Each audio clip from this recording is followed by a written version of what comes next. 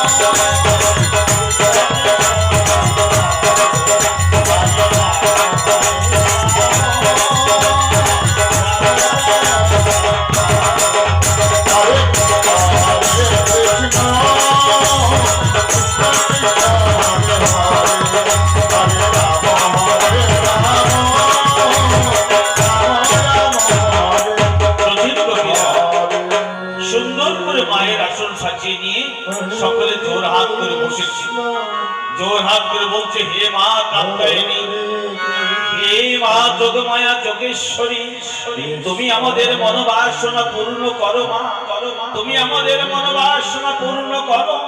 আমরা যেন এই নন্দের নন্দন শ্রী হরিকে সকলে যেন প্রতিরূপে পাই মা, সকলে যেন প্রতিরূপে পাই।